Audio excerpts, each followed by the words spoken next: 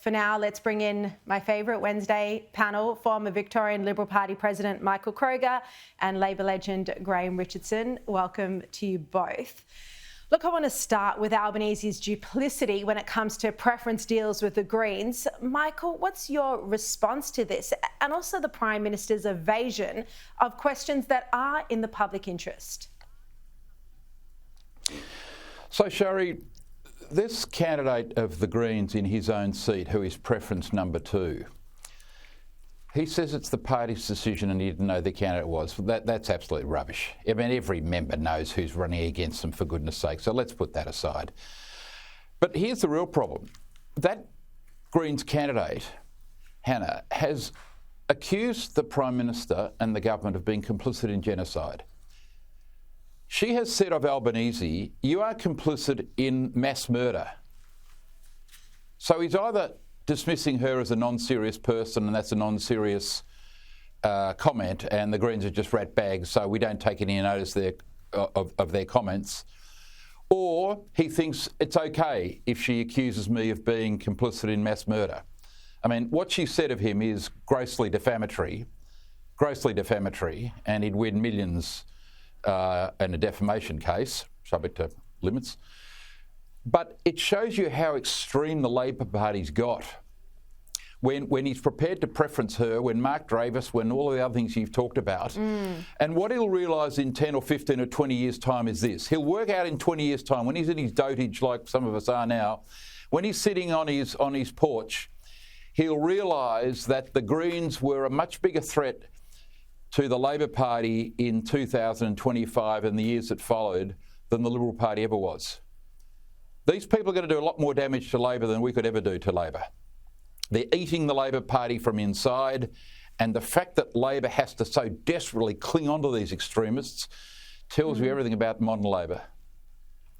Richard, I want to get your response to what Michael Kroger has just said. Do you think the Greens are an existential threat to Labor and the values that Labor once stood for?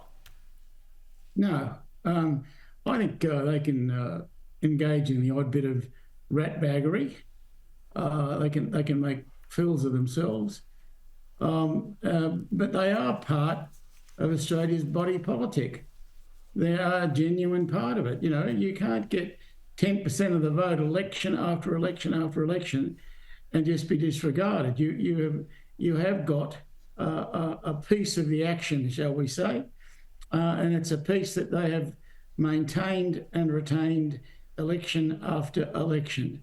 Now, my view of the Greens has always been, there's some good points about it when they talk about trees. When they get off trees, that's when they get off. They haven't been on trees for a long time now, for many years now, and I think voters are still... that is true. Yes, and many voters are still under the misapprehension that the Greens is an environmental party. They don't care about the environment anymore. In fact, you know, they often want to kill off the koalas, we hear tonight, and other news. But Richard, I just want to stick with you for a minute. I hear that Labor circles joke that Albanese is, he's the Prime Minister, but he's also the Assistant General Secretary of the New South Wales ALP because he's so involved and obsessed with the minutiae of New South Wales Labor candidates. Is this true, Richo? I mean, it's not believable, like Michael said, that he doesn't know Labor's giving preferences to the Greens or who the candidate is in his seat. No, that isn't believable. I'm not going to defend that. There's no credibility in saying that.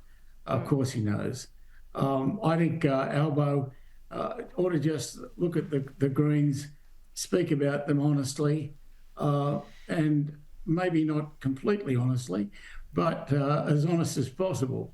Look, they can come up with some good policies, but unfortunately they've been taken over by a whole lot of people who couldn't give a rat's about trees and who have much more radical views of the world. And it's a sad thing for me to have watched that over the course of the last couple of decades.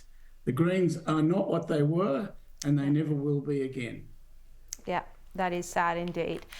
Michael, let's talk about the campaign. We've got 10 days to go. The national polls are looking very dire for the coalition, but internal Liberal polling paints another picture. Dutton has said that publicly yesterday.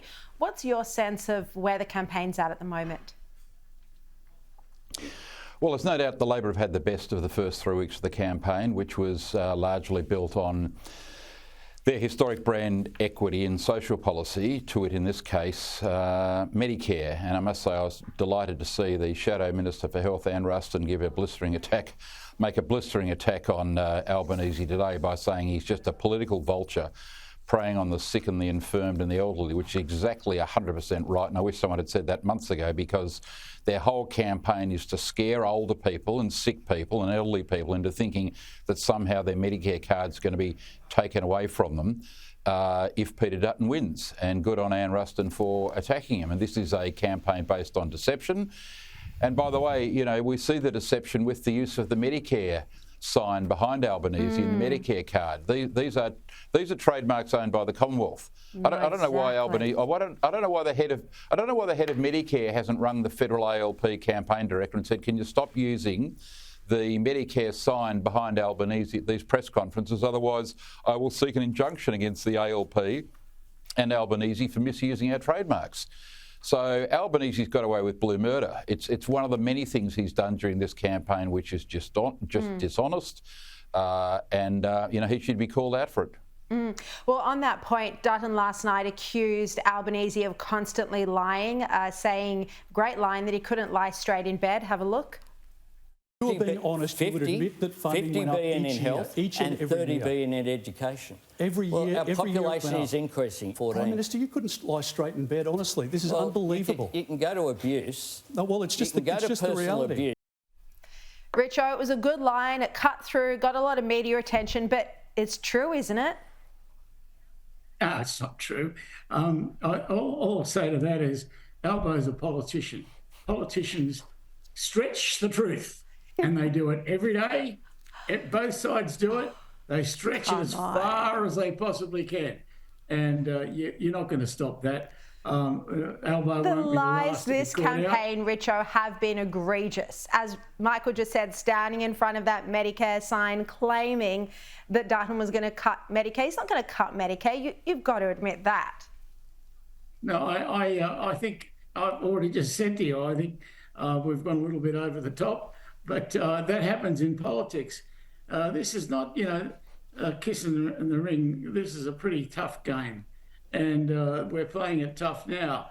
Look, I think that Albo probably would regret some of the words he's used in this, but by the same token, it still seems to be going okay to me. I don't think there'll be any radical change in what happens. I still think that Labor will hold government, and in my view, we'll hold it alone. We won't need Teals or anybody else. What do you think about that prediction, Michael? Do you think Albanese, perhaps through all of these scare campaigns and lies, will hold government without... Richo's saying majority government there, if he doesn't need the Teals or anyone else. What do you reckon about that prediction? Well, I've always doubted that because for such a long time people thought the government was so poor, and they've reverted to Labor in the recent polls for the reasons I explained. But do I think people really think they want the next 3 years to be like the last three? I think a majority of people won't want that because he's been such a poor Prime Minister, has been such a poor government. So I don't think that'll happen. But, can he get there with the Greens, which would be his first port of call since he's in a love wrestle with them? He could well do that, or with a sprinkling of some of the Teals. That can happen if he gets to, if you get to 70 seats. If Labor get to 70 seats, then there are a chance with the Greens and the Teals to cobble together 76. So that's on the last lot of polling. That's possible. Although I'm hopeful that a lot of this increase in the Labor vote is in Labor's seats where there were very heavy swings away from them in safe seats at the last election, particularly in Victoria. Their primary vote dropped 4% and in huge numbers in safe Labor seats. So if those numbers have come back to Labor, in other words, if it's Labor talking to their base, which a lot of their campaign is, the result might be much closer than people think. Well, as I'm going to ask James Patterson about in a moment, there certainly is this disconnect between the published national polls and the internal research that the Liberals are getting. All right, Richo, Michael Kroger, great to see you both as always.